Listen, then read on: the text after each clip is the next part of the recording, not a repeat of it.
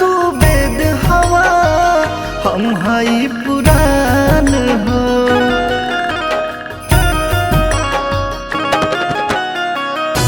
तू ही गीता हवा हम हई कुरान हो। सखा तू वेद हवा हम हई पुराण हो। कि साथी तू ही हमर दुनिया जहान हवा हो। साथी तू ही हमर दुनिया जहान हवा हो। हमरा कारी बदरिया के चांद हवा हो। हमरा कारी बदरिया के चांद हवा हो।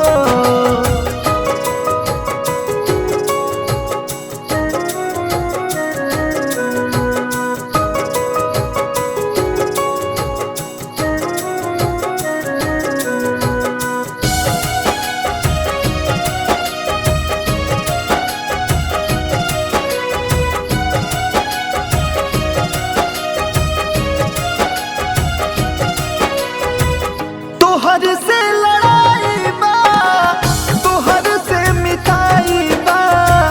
तोहर से हार साथी तोहर से जिताई बा।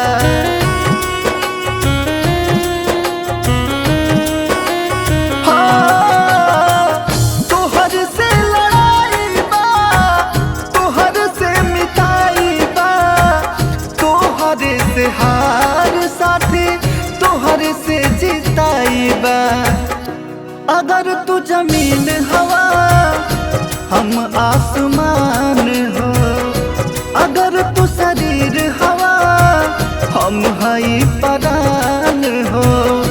कि सखा सर पे हमरा सोहे वाला ताज हवा हो। सखा सर पे हमरा सोहे वाला ताज हवा हो। हमरा कारी बदरिया के चान हवा हो। हमरा कारी बदरिया के चान हवा हो।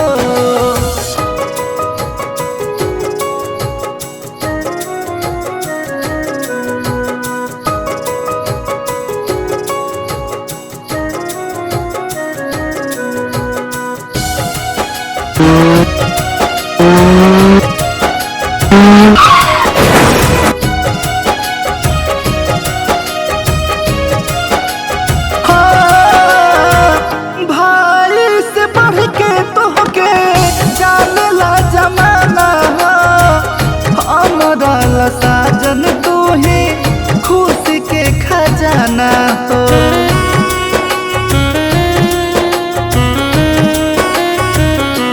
हाँ हाँ भाई से बढ़ के तोहके जाने ला जमाना हो।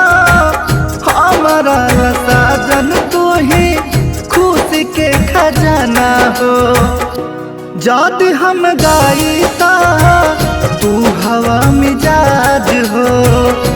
जदि हम सुरहाए तू हवा आवाज हो। आकाश तोहरा बिना दुनिया बिरान हावे हो। आकाश तोहरा बिना दुनिया बिरान हावे हो। हमरा कारी बदरिया के चान हवा हो। हमरा कारी बदरिया के चान हवा हो। आप बाहर जाइए।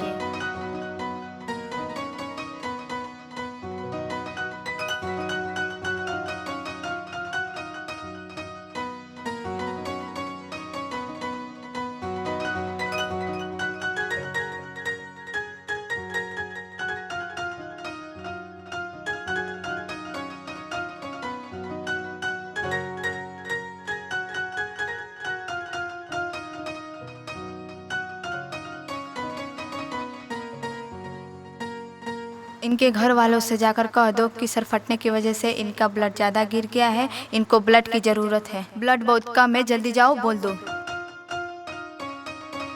इनको ब्लड की ज़रूरत है। जी चलिए।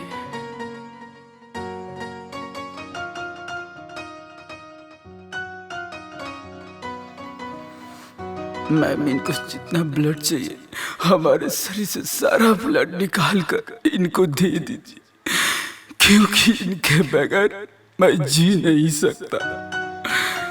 जितना ब्लड चाहिए हमारे शरीर से निकाल कर इनको दे दीजिए।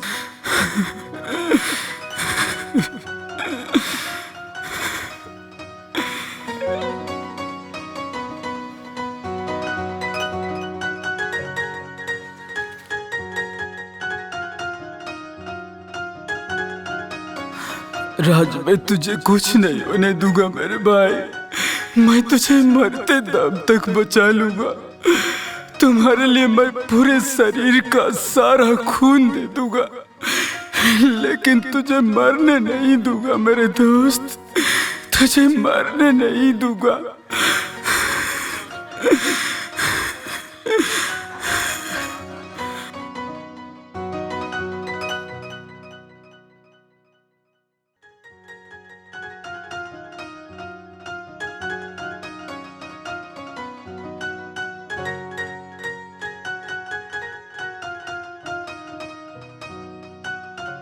ये क्या कर रहे हैं मैडम?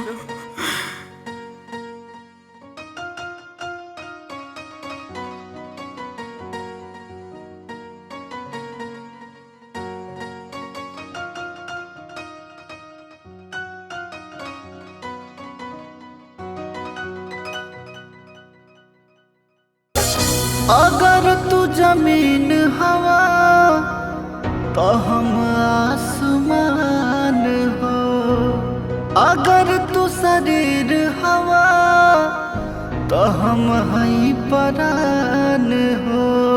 कि साथ सर पे हमरा सोहे वाला ताज हवा हो, कि साथ सर पे हमरा सोहे वाला ताज हवा हो।